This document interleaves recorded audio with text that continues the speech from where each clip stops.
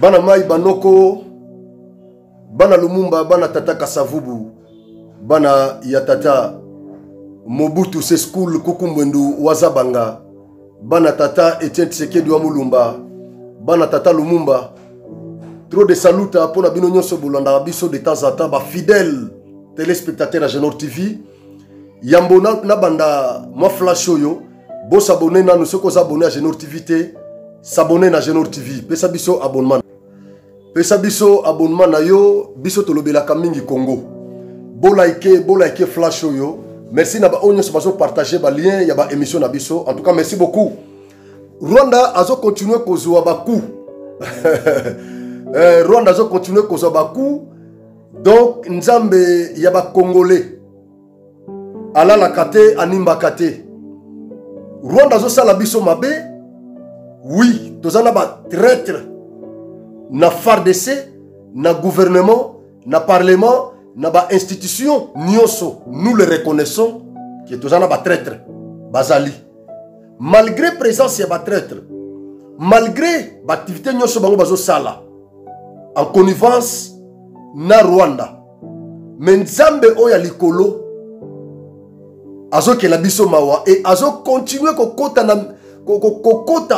na mitema na milimo ya ba onyoso banda ko soutenir Rwanda po babwa kisaye. Na ye awa na flash oyo pona ko pesa bino information parce que nyonso oyo eza ko frapper Rwanda. Pona biso eza n'intérêt na biso et nous devons en parler ici. Parce que musala na ngai dans un langage clair eza kozwa o nyonso ba diplomate balobaka na langage difficile. Ba politicien balobaka na langage difficile. Ba juriste balobaka na langage difficile. Biso tozu yango to simplifier yango dans un langage clair. De manière à ce que Mama Yama Tembele ayoka biso, tout citoyen lambda ayoka biso aye ba makambo zo le kanamboka na ye. Alors ndenge sa pena boye Belgique a outil lisusu ko frapper Rwanda. A outil lisusu ko humilier Rwanda. Et aussi les lawana te tozo continuer ka malembe. Yango na osenga na bandeko. Bo continuer ko soutenir Genor TV. Bo continuer ko soutenir Franco Jovaldo. Après génocide, non, c'était pendant le génocide. Il y a Rwanda. Il y a 1994. Oyo Rwanda abanda kozela mbongo na Grande-Bretagne. Na Amérique, na France, Allemagne, mo ba pays wana nyonso. Ba pays wana batinda ka enveloppe chaque année na Rwanda pour compatir na peuple rwandais.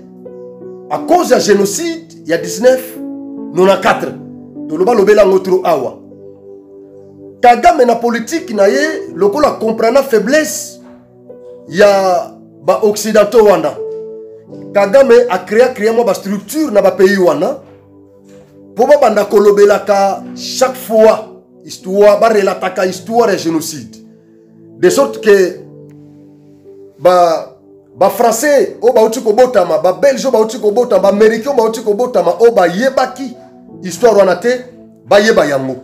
Et donc ba association comment on dit, ba association wana nyonso créée par les Rwandais dans ce pays. Mosala na bango eza ya organiser mo ba colloque chaque année ou bien sika nyonso oyo ba conférence ezali bango bakenda ko participer na lobbying ya Rwanda ya Kagame. Bazwa parole balobaka de sorte que ba occidentaux wana ba se rappeler kana histoire ya génocide ba bossa na ngote et ba continuer ko compatir na Rwanda. Et tango ya ko banda ko sala mabe na ba pays voisins ba occidentaux wana ba yokela ke mawa bazwa bango lokola bato ba souffrant mingi, une minorité qui a été tué, détruit, tout ça par les Hutus. Donc, va compatir, va continuer à compatir na bango, va continuer à continuer la bango enveloppe. C'est ça la politique de Kagame. C'est dans cette optique que na 1994, na Belgique, Rwanda a créé ba rescapé, il y a génocide Rwanda. Au Bakenda Belgique, na au Rwanda muso bazaki na Belgique, ba créé Asbel Moko, au bazobenga Ibuka. Ibuka wana bato nyonso bafana na Belgique ba yebi yango. Ibuka wana ba Rwanda babunda ba komisango ASBEL moko belge. Mais biso toyebi ke Ibuka ezalakande créé par les Rwandais. Oh ba rescapé, il y a génocide, il y a 1994. Ba créé ASBEL na bango wana. Et donc chaque année, ba salaka ba colloque na chambre parlementaire belge, parrainé par un député. Ba ponaka député moko chaque année. Député wana nde muto ko sengela bango a kotisi demande na bureau ya Assemblée nationale belge ba autoriser bango parce que selon la loi, selon le règlement intérieur, il y a Assemblée ya Belgique, ce qui association moko exogène. Bazo linga ba ya ko organiser colloque na bango na chambre na bango, ba tenir ba discours na bango pour ba député ba yoka. Il faut association wana ezala parrainé par un député. Député wana ye muto ko koti sa demande na bureau ya Assemblée nationale. Ba accorder association wana ba ya ko tenir discours na bango devant les parlementaires. Ça se passe comme ça. C'est comme ça que cette année 2025, bazwaki honorable donc député et honorable Ezepa na Biswawa, Ezepa na Biswawa. Titre wana kuto za na constitution teme, to benga bangoka ba honorable bien que mingi basala ka soni. Mais na ba pays wana pesa titre wana ezala raté. Bazaka ba député. Alors cette année, ba ponaki ancien journaliste, les lois à député, aza parmi ba journalistes ba couvra génocide ya Rwanda na 1994.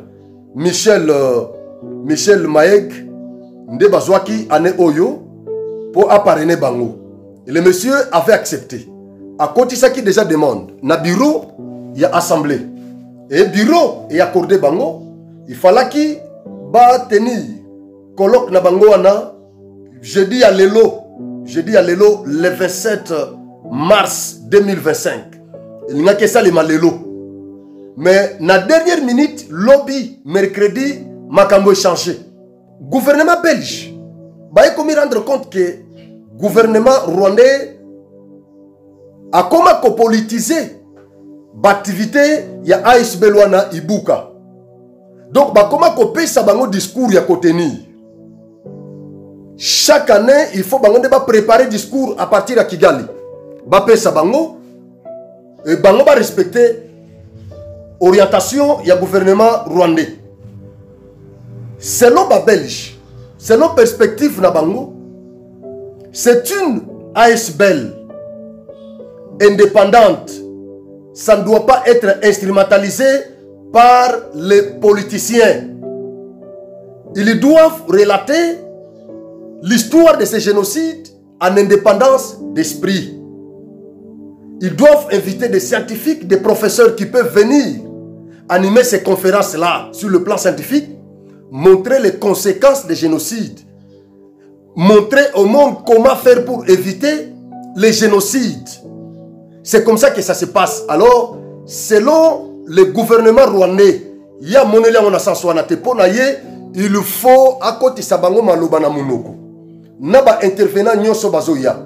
Il faut Rwanda à comme la bango discours, atteindre la bango ba tenir yango devant les parlementaires. C'est comme ça que le gouvernement belge oyo na minito bazo coopérer na gouvernement rwandais.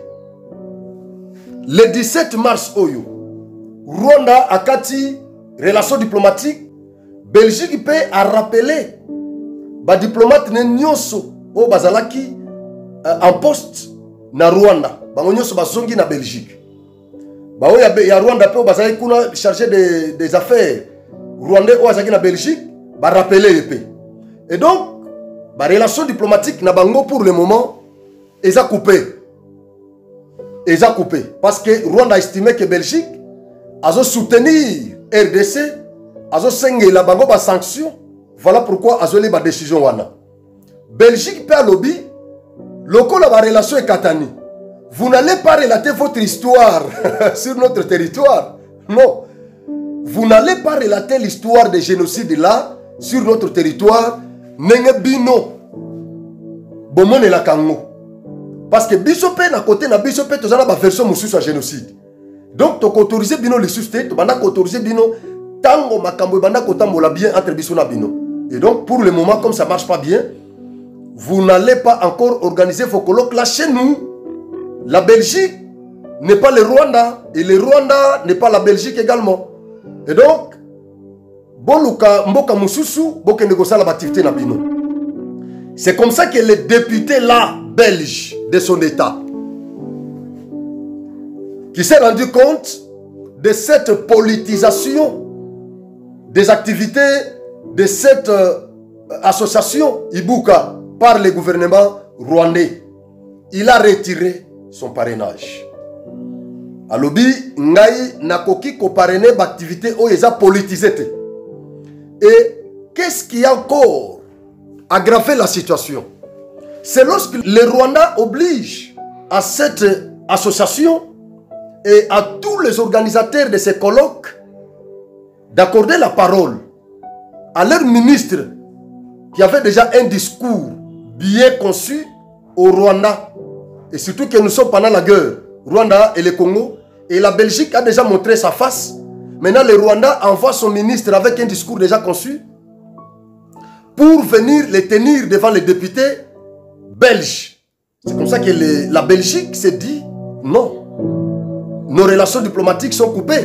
Nous ne pouvons pas accepter que le Rwanda, qui est aux antipodes avec nous, envoie son ministre sur notre territoire et qu'il vienne prendre la parole devant nos élus pour parler et donner la vraie version de ces génocides-là. Nous ne savons pas ce que ce discours-là contient. Gouvernement belge, Parlement belge, lobby, parrain Nabango, député Wana Michel, a retiré parrainage naïe. Alors, tous les présidents, il y a un groupe parlementaire belge, ils se sont rendus compte que dans minute yo parrain à Salongwe, Bango Bango Koyad les suscité pour tenir conférence na Bango. C'est comme ça que Parlement belge, na gouvernement belge, banilé l'activité, il y a ASBL, Ibuka, na Belgique. Pour nous, c'est une victoire. Entre-temps, en France, concert à Maître Gims, malgré les combats, malgré tout ce que le Rwanda a fait, mais le concert a été maintenu. Et donc, le 7 avril, concert à Maître Gims, et Kosalema, na accord à Redan, il y a Paris. Et donc, les Congolais nyonso banoko tout, il y a Paris, bokene ko participer na concert wana bocha mwana maipoa. Côté Belgique, activité wana ya Ibuka colloque wana et ça les baka chaque année avant le 7 avril, jour de commémoration, il y a génocide à Rwanda. Mais cette année, l'activité les a annulé. Bravo la diplomatie congolaise. Donc on frappé, donc on frappé, donc on frappé. Ti na lifobo, tous en bango. Toujours dans un langage clair avec Franco Osvaldo.